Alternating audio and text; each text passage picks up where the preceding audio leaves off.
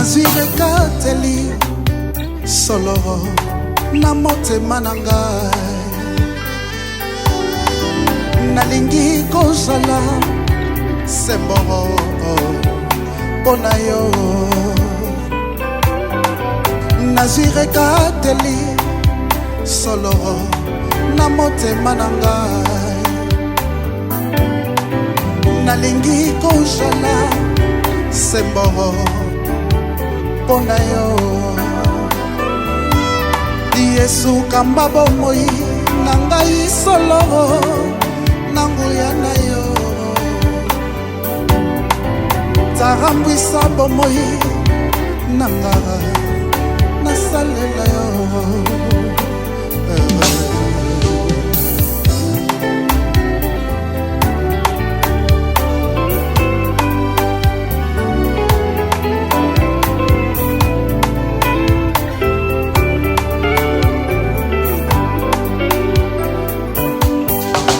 nazwire kateli solo na motema na ngai nalingi kozala semboro mpona yo Yesu kamba bomoi na ngai solo na nguya na yo tarambwisa bomoi na nga nasalela yo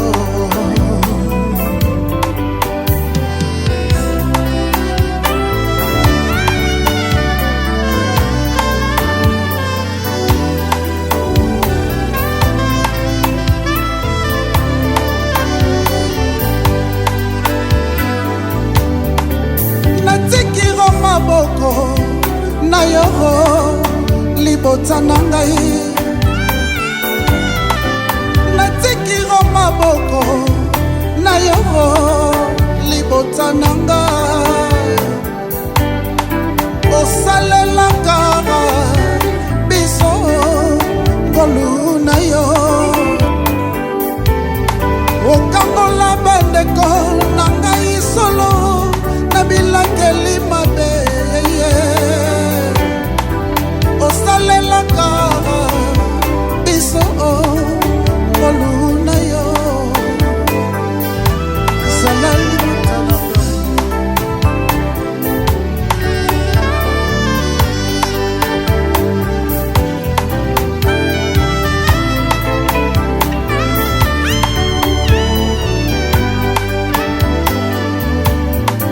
natikiro maboko na yo libota na ngai salelaka biso ngolu na yo okangola bandeko na ngai solo na bilakeli mabe osalelaka biso ngolu na yo otatola yaya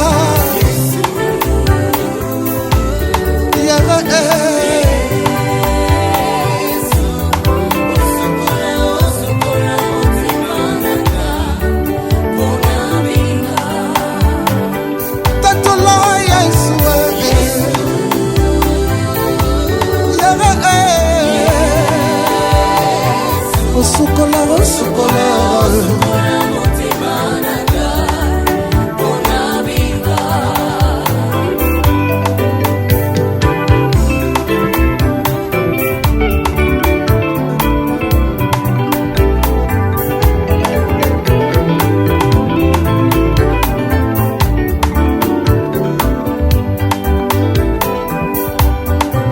natikiro maboko na yo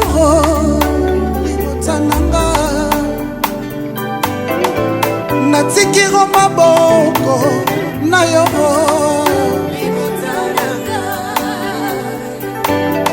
natikiro maboko na yo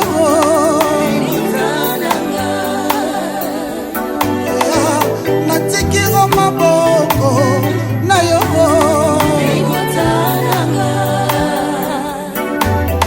natikiro maboko na yo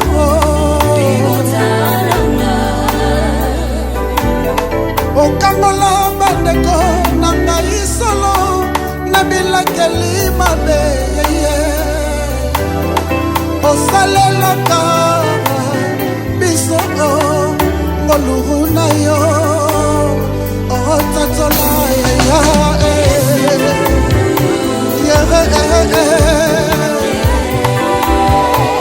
osukola osukola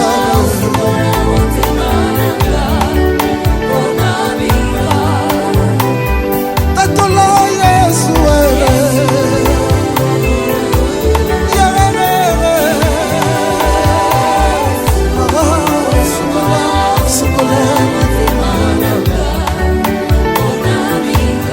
Rosukola, rosukola,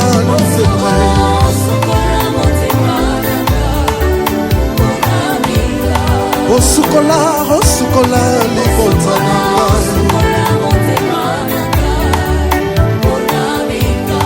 rosukola, rosukola,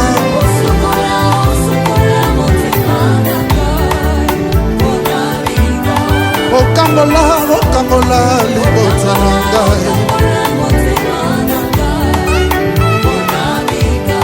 opambola, opambola, mosala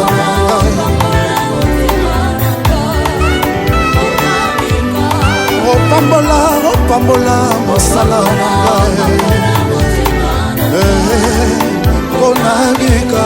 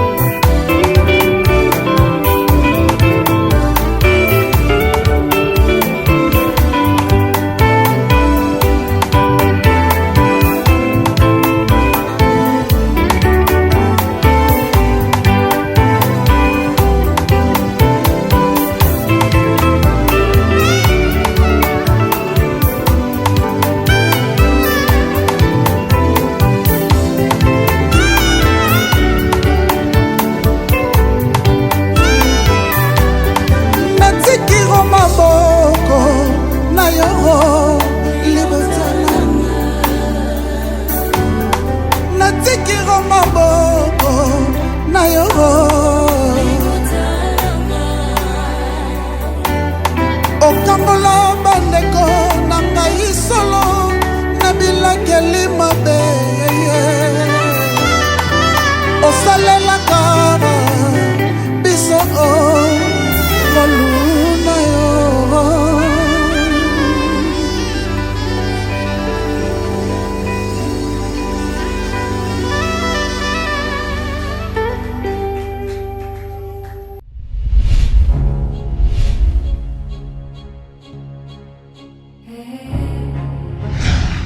Nouvelle semaine, nouvelle émission, nouveau numéro. One Acoustic 3.0 qui reçoit pour vous spécialement un fils du pays, mais qui a choisi comme deuxième patrie, seconde patrie bien sûr, un des pays de l'Occident, ça veut dire de l'Europe. Mais il est là pour essayer bien sûr de pouvoir vous faire découvrir non seulement sa passion, qui est cette magnifique musique chrétienne à laquelle il s'exerce. Lui, ce n'est personne d'autre. Je voudrais qu'on en fasse encore un tonnerre d'applaudissements, s'il vous plaît, pour notre star d'aujourd'hui, notre One Acoustic 3.0. J'ai cité le frère Lionel Chonda. Bonjour frère Lionel. Bonjour messieurs JPK. Ok, c'est un plaisir pour moi de vous recevoir. One Acoustic 3.0, c'est toujours un plaisir de recevoir des artistes tels que vous, qui sont non seulement du pays, mais qui évoluent plus à l'étranger.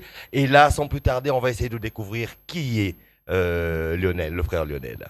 Déjà, merci. C'est un honneur pour moi de me présenter ici devant vous et devant tout ce monde. Donc, je bénis le Seigneur pour ça. Et Lionel Chonda, je suis frère chrétien, chantre et conducteur de culte. Je suis marié, père d'une fille que je salue aussi en passant. Ok, magnifique. Voilà, ça c'est un peu la partie connaissance de la personne que vous représentez. Voilà. Alors, pour essayer d'aller un peu plus loin, on va essayer de découvrir un peu comment est-ce que Lionel, le frère Lionel, permettez que je dise Lionel. Ça ne dérange pas, ça dérange pas. Ok, merci. On est tous frères. Que le frère Lionel soit appelé à servir le Seigneur à travers l'évangélisation par la chanson. Alors, la petite histoire, comment elle se passe hein? Donc, Parce voilà. que laissez-moi vous dire, hein, peut-être vous l'avez peut-être pas suivi ou alors vous allez suivre.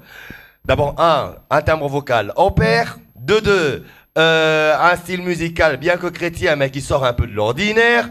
De trois, bon, on a Robin Robena Rumba na Bonzambe, comme on dirait ici à Kinshasa, avec des rythmes assez particuliers. Alors, la petite histoire. Liboso, Mopakano, et puis Nzamba Bengio, Netiaben Rabizu Nyonso, Doté. Parce que on comprend pas quoi, la corrélation, la petite histoire. Déjà, donc, d'abord, bah, on n'est pas chrétien, on devient chrétien. Hein. Amen. Donc, comme tout le monde. Là, vous m'avez eu. Ok. Mmh. Donc, avant, j'ai eu un parcours. Ouais. Et maintenant, mais avant, en tant que jeune, je mets vraiment la musique, mais je savais pas. Je jouais au foot. Ok. Je me chantais, mais je savais pas que je pouvais faire. Je pouvais en faire quelque chose comme maintenant là. Il y a eu un moment, j'essaie d'être court, mais il y a eu un moment, mon grand frère qui chantait dans la chorale Sango Malamu, chez les missionnaires, comme on dit chez nous, les protestants, Ouais. il chantait là-bas et à un moment donné, il devait voyager. Parti aux États-Unis et il nous a appelé, dit que voilà, il faut intégrer le groupe parce que nous allons tous voyager pour aller aux États-Unis. On est resté et quelques mois après, il était la seule personne À partir. à partir. Donc on est resté là, mais comme j'aimais le vieux, il y avait beaucoup de monde et je restais là pendant une année, je crois. Et après, ça fait que le Seigneur a voulu que nous puissions voyager, rejoindre notre papa en Hollande d'abord. Ok. Et c'est là-bas que je commençais à chanter à l'église. Ok. C'est un ami qui m'a appelé au téléphone. Ah, tu veux chanter avec nous? Je fais un vocal. Et elle avait beaucoup aimé. Et c'est parti de là, en fait. Ah, J'ai intégré un groupe et je commençais à chanter à solo dans les églises, les événements. Et c'est parti comme ça. ah, ok. Ah, D'accord, mais est-ce que né d'une famille chrétienne vraiment chrétienne, oui. Oui, oui, très très spirituelle? Ah oui, on peut dire ça. Ok, d'accord. Un peu équilibré. Hein. Un peu équilibré, voilà, super. Voilà. Ok, alors par rapport à ce magnifique parcours, et de là, le groupe Sango Malamo, Bokete, Botikale, Ah, Dieu fait grâce, vous devez rejoindre les parents par rapport bien sûr au regroupement familial. Vous arrivez en Hollande, un ami vous invite pour pouvoir chanter à l'église, vous chantez parce que vous sentez ça déjà en vous. voilà. Ça c'est dans la première partie, vous êtes dans l'église et tout. Mais qu'est-ce qui vous pousse à devenir maintenant un chanteur à en faire une carrière? Exactement. Comment cela arrive? Déjà, une conviction, je réussis un message clair venant du Seigneur que je devais lui servir, mais je ne savais pas dans quel domaine, vous voyez. Ok. Et c'est parti comme ça. Et après, déjà, je suis une personne très timide. Hein. J'allais le dire, mais heureusement que c'est vous-même qui le dites, donc ça va. Et donc, j'ai besoin de quelqu'un à côté de moi pour me dire que voilà, tu peux. Hein, Ok. tu peux y arriver, il faut le faire. en fait. D'accord. Et c'était la sœur, en fait. La sœur Leslie, elle est maintenant la femme du prophète Shiloh, que j'ai sali en passant. Ok. Et c'est elle qui m'a boosté quand même. Viens, tu vas chanter avec nous. Et la première fois, quand je chantais, les gens ont beaucoup aimé. Mhm. Et c'était vraiment, c'était comme un rêve en tout cas. Mhm. Et c'est parti comme ça. Ouais. Ah, c'est parti comme ça. Et de Donc, là, de vous là, êtes voilà, devenu le frère voilà. Lionel qui... Voilà. Pour vous permettre Mais- d'arriver à la deuxième partie. Allez-y. Avant ça, j'avais déjà mon salut. J'avais déjà reçu le Seigneur comme Seigneur et Sauveur dans ma vie. Donc j'étais vraiment chrétien. Ok. Sauf que je ne chantais pas. Je venais à l'église comme tout le monde, mais je ne chantais pas. Mais j'étais chrétien. Timide que vous étiez, donc là, il eût fallu qu'il y ait Voilà. la sœur, madame bien sûr Leslie, voilà. qu'elle puisse vous pousser. Voilà. Très bien, ça c'était la première partie pour connaître un peu la personne du frère Lionel. Et dans la deuxième partie pour parler maintenant artistiquement parlant. Aujourd'hui le frère Lionel est avec nous sur ce plateau de One Acoustic 3.0. C'est pour nous parler, pour nous présenter un album, un single ou alors juste flasher que non, il chante. Voilà. Voilà, nous sommes là pour parce que nous avons un album sur le marché Ok. qui s'appelle Bilaka. Bilaka qui veut dire promesse, la promesse. Mhm. Mais cette fois-ci, c'est pas la promesse faite par des hommes qui sont à un moment donné limités comme vous et moi. Mais nous parlons ici de la promesse faite par l'Éternel. Amen. Et ce que j'aime beaucoup, c'est la Bible dit lorsque le Seigneur fait la promesse, il est fidèle et il finit par l'accomplir. Vous voyez. Et ça m'a beaucoup parlé. C'est personnel aussi. Ok.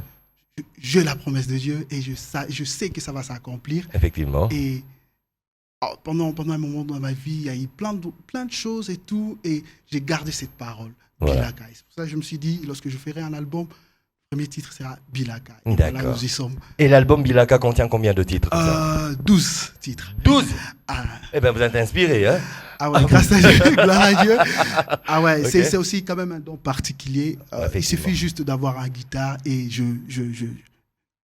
suis parti. On comprend que vous avez perdu tout le français que vous avez appris ici à Kinshasa avant de partir. Hein. Vous parlez plus néerlandais. Hein. Ouais, mais je suis Vous commencez à mettre les une à la place des Ouais, un. ouais. Ben voilà, il faut le comprendre. Hein. En tout cas, je le fais m'excuse pour exprès. ça. C'est pas grave, l'essentiel Je que suis le message, néerlandophone, que voilà. le message puisse passer. D'accord, ok, d'accord. Dans les 12 titres, combien de louanges?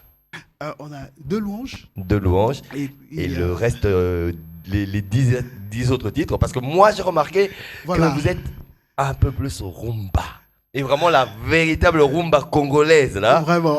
Yabonzambe Siko. Yabonzambe Siko. Voilà.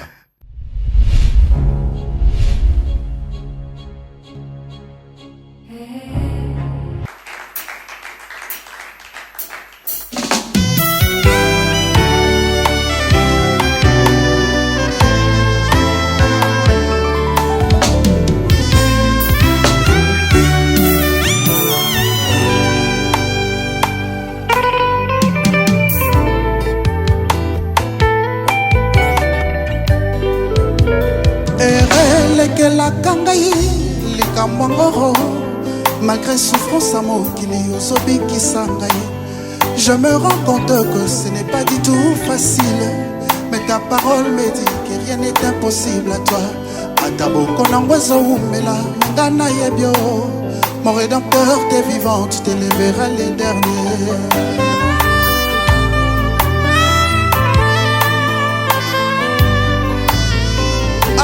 Sina comprendre jamais mokili nalenga tero, surtout pour nayebi ozalaka na ngambo na ngai.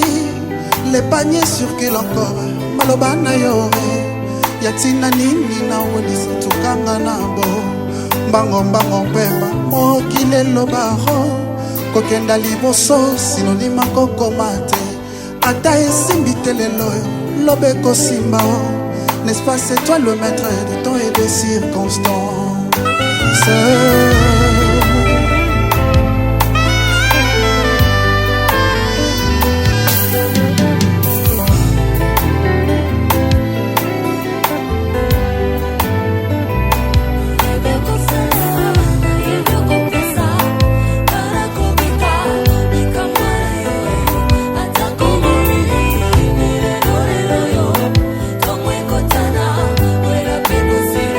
Ataba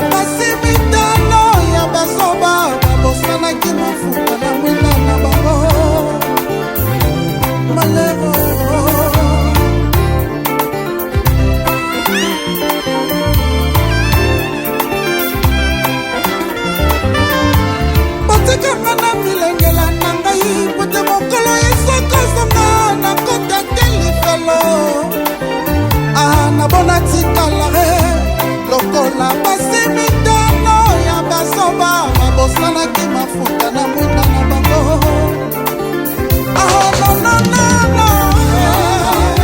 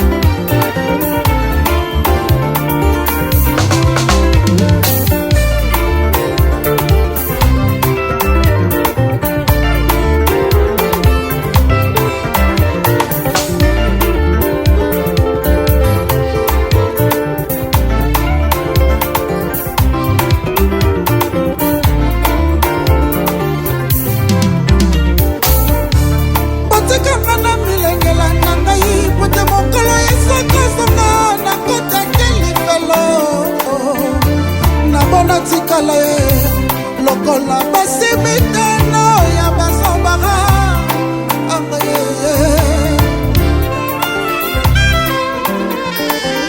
Ah, nabona tikala lokola basi mitano ya basobara.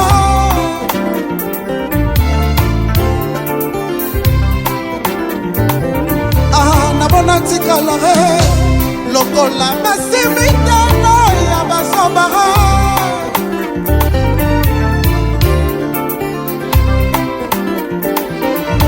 Nabona sanga lole lokola basi mitano ya basobara.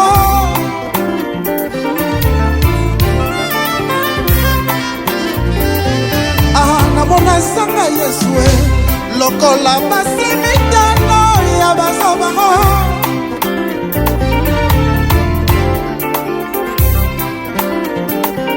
Ah, nabona sanga lola lokola basi mitano ya basoba babosanaki mafuta na mwina na bango. Ah, na na na na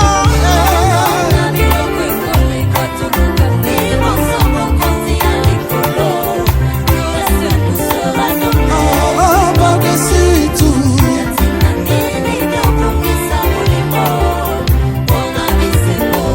Ah, ya motuya, ya motuya, ya motuya. Ah,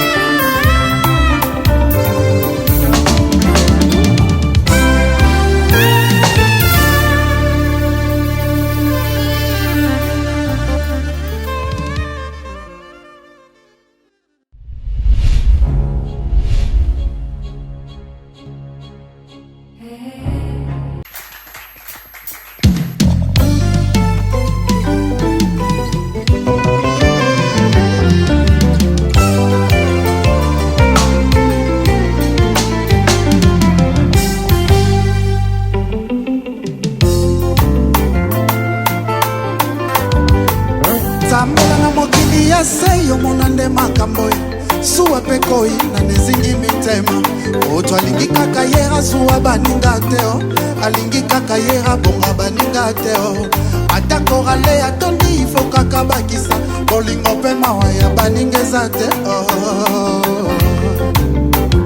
mama ye soko pe moninga razwi ekomi likambo mitune ya ndenge na ndenge rezwi esika asali nini po akoma boyo asimbi nini po esimba boyo osala azwi azweli yango ndenge nini libala koti yango ndenge nini manaka koti yango ndenge nini eyanonanga na mituna na bango nzambe nde mosungi na ngai nzambe nde asungaka ngai nzambe nde mosungi na ngai nzambe nde asungaka ngai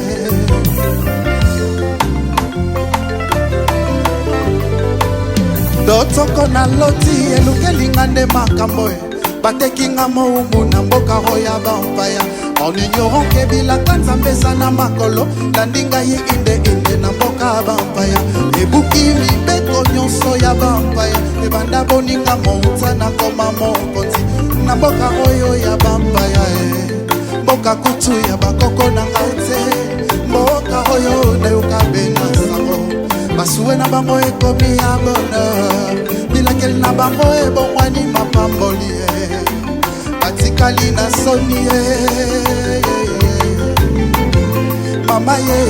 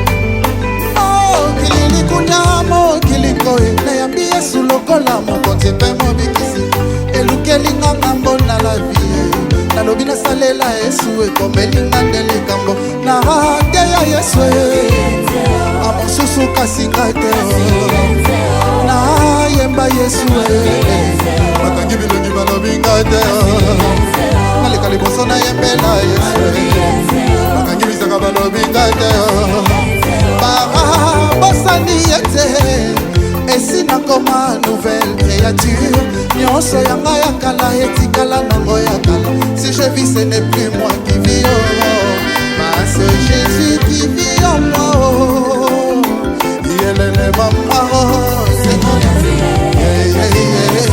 et pour ça qui singa malego c'est un oh ya et pour ça qui singa malego elle est la nazi et pour ça qui singa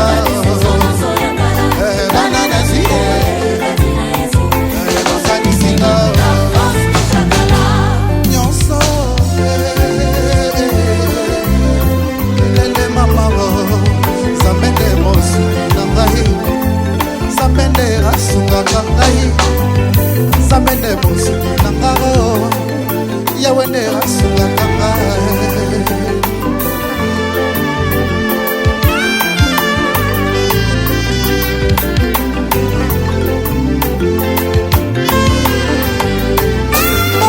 kilili kunyamo kiliko nayambi Yesu lokola mokonzi mpe mobikisi elukelinga ngambo na la vie nalobi nasalela Yesu ekomelinga nde likambo na hate ya Yesu amosusu kasinga te naleka liboso nayembela Yesu bakangi bilongi balobinga te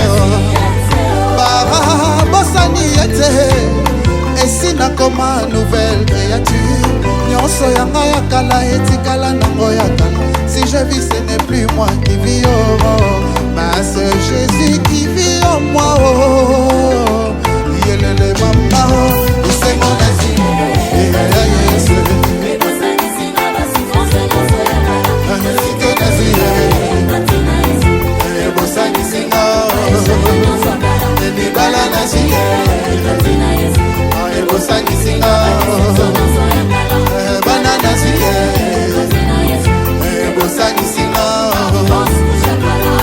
nyonso wana mpona yo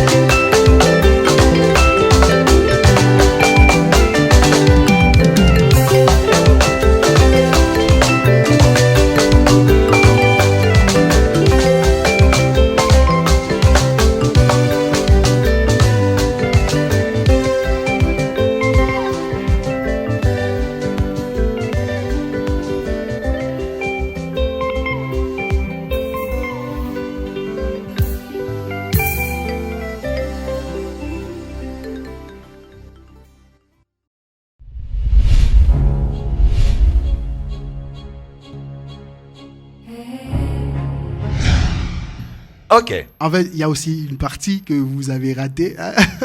Laquelle? C'est l'adoration au côté gospel un peu. Ok. Voilà. Voilà. On est aussi dans ça, en tout cas. Oh, donc c'est un mélange. C'est un mélange de tout. Aujourd'hui, parce que c'était One Acoustic, Mhm. on a voulu un peu présenter le côté, comme vous dites, rumba. Ok, merci. Côté rumba. Alors, une autre question. Qui sont vos idoles? Ou bien, qui étaient vos idoles? Qui vous ont inspiré à pouvoir Ah ouais. aller vers la chanson? Ouais, je n'aimerais pas parler des idoles parce que j'en ai que ça. Ok, merci. C'est bon. Oh, C'est bon. Jésus en tout cas. Vos modèles, bien dit. Vraiment, il y en a plein, hein, il y en a plein. Mais c'est lui qui... je grandis vraiment beaucoup avec les chansons de Papa Franck Moulaja. Oui. Gaël, hein, Papa Oui, le groupe Gaël, ouais. Le groupe Gaël, je suis grandi vraiment avec ça.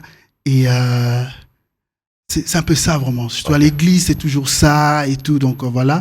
Mais après, il y en a beaucoup. Hein. Il y en a beaucoup. Mais moi, je voudrais d'abord qu'on puisse vous applaudir pour votre magnifique voix. On peut applaudir très fort pour le faire. Merci beaucoup, merci.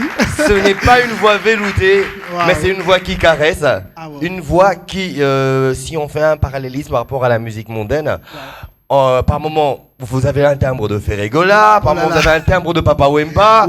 Et là, avec bien sûr cette adaptation assez particulière que vous ramenez, ça c'est une observation, c'est pas une question. Encore une évangélisation qui sera parfaite pour l'œuvre de l'Éternel. En tout cas, nous espérons que c'est là. Effectivement. Bon, mais maintenant, réalise, hein. Quels sont les styles particuliers, artistiquement parlant, en plus de la rumba et le gospel? Parce que par moment, j'ai vu, vous avez aussi puisé un peu dans le bokoko. Le bokoko. Le mutuashi, comme on dit. Voilà. Ouais. Alors, racontez-nous un peu ces petites histoires. En tout cas, on essaie un peu de toucher à tout pour atteindre un bon nombre, atteindre tout le monde. Okay. Hein. Le but est vraiment de ramener tout le monde dans la maison de Dieu, hein, de gagner les âmes. Et si on peut toucher dans tout, on essaye vraiment de le faire. On ne veut pas rester que dans l'adoration. Ouais. Pas l'adoration, le style de musique, je veux dire. Pas de chansons douces et tout. On peut toucher un peu partout. Ok, d'accord. Donc, Comme ça, tout le monde se sent concerné. intéressé. Effectivement. Donc, c'est un peu ça la nouvelle donne dont j'ai parlé Voilà, dès le départ. c'est un peu que vous ça avez. l'idée, ouais. Ok, magnifique. Et si vous avez un message particulier Mhm. à adresser à tous ceux qui nous suivent, parce que je dirais pas seulement au peuple de Dieu, à peuple tous de ceux Dieu. qui nous suivent à travers le monde, parce que One Acoustic 3.0, c'est suivi partout à travers le monde, à travers bien sûr B1 et aussi ses plateformes. Qu'est-ce que vous leur diriez en ce moment? En tout cas, là, vous me surprendrez, mais j'aimerais un peu rappeler j'aimerais dire à tout le monde, comme le papa Franck m'a dit, en fait, il y a encore, malgré tout ce qui se passe, hein, en ce moment, tout ce que nous voyons, tout ce que nous vivons, il y a encore, Dieu a toujours encore une réserve. Ouais. Et tout ce que nous faisons, nous voulons le faire pour le reste de Dieu.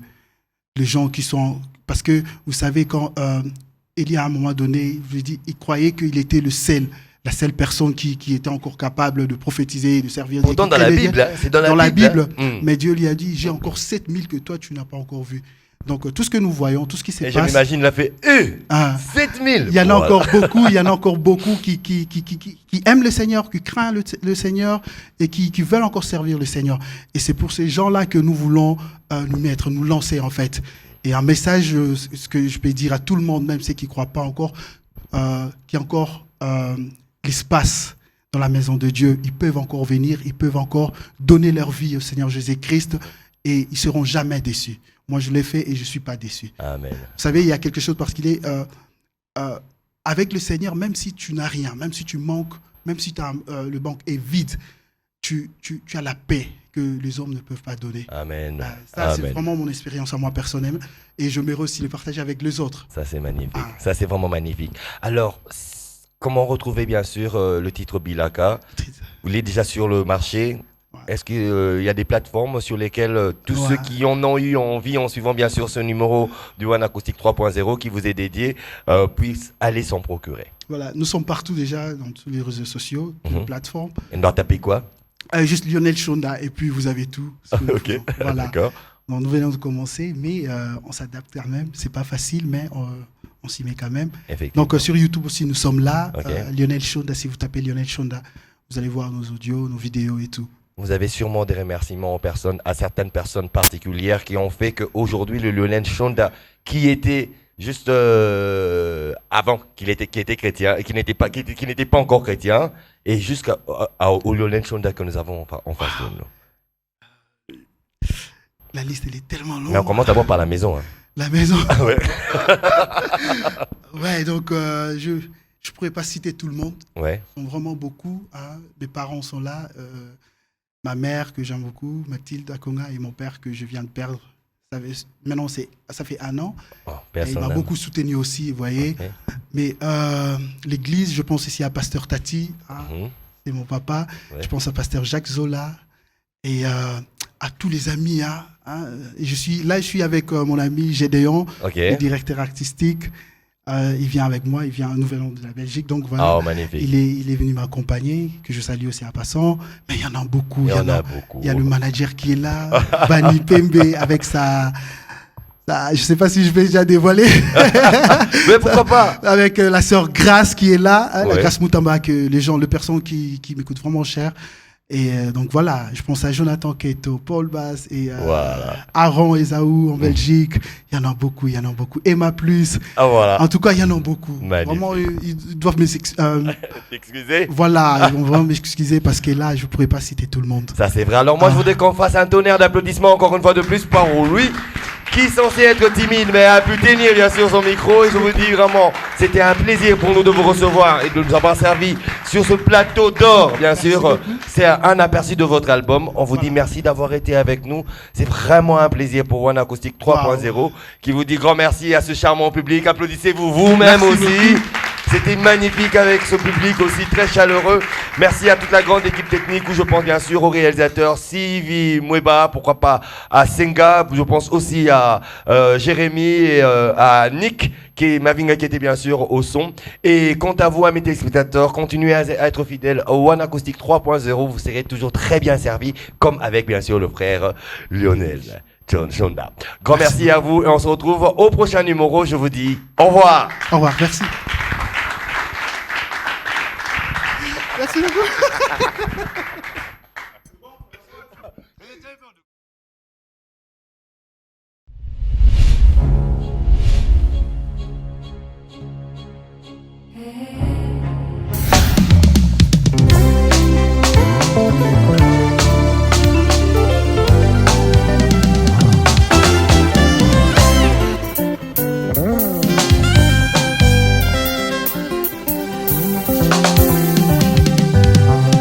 C'est vrai ozwaka moto na putulu pesi ye valeur olobaka kotandelanga mesa ngai liboso ya bayini banga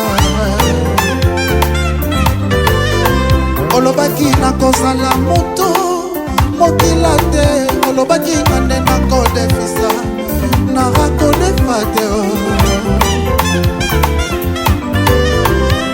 oza mwana moto te pokosanga.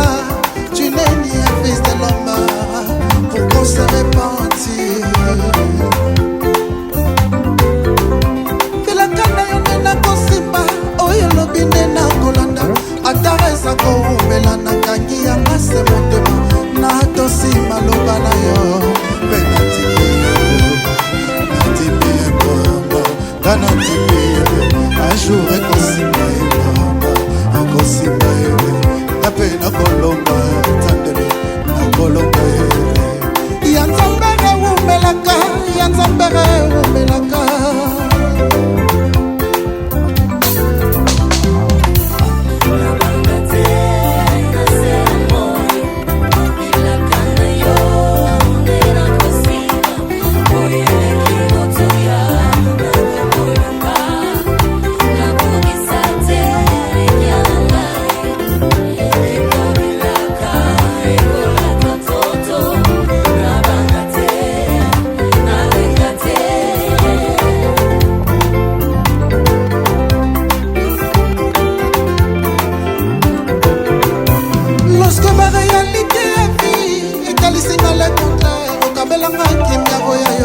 bakiselanga mpe molimo santo ekolisanga kozala passion nazelaka vo ya nzambe elongolanga komplexo ya mokili natika kotala basusu natale kulusu esika nyonso ekokisamaki mpona ngai nakobala nakobala ngape nakobota tandele nakobala mama ngape nakobota mama nakobala ngape nakobota tandele ya nzambere umelaka ya nzambere umelaka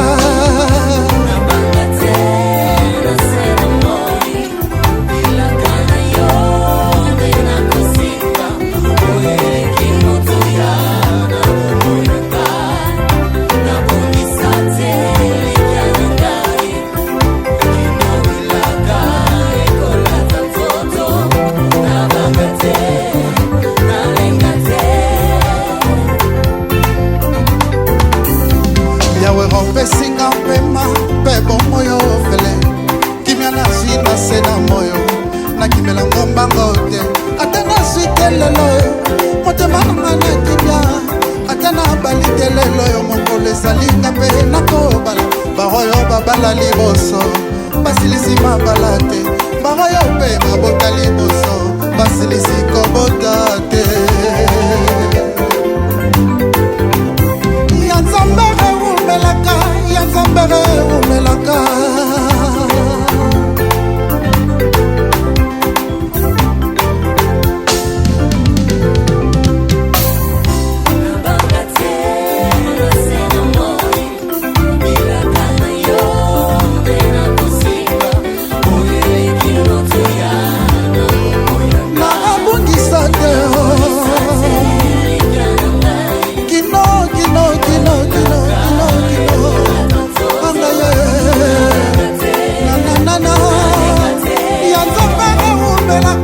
ya nzambere umelaka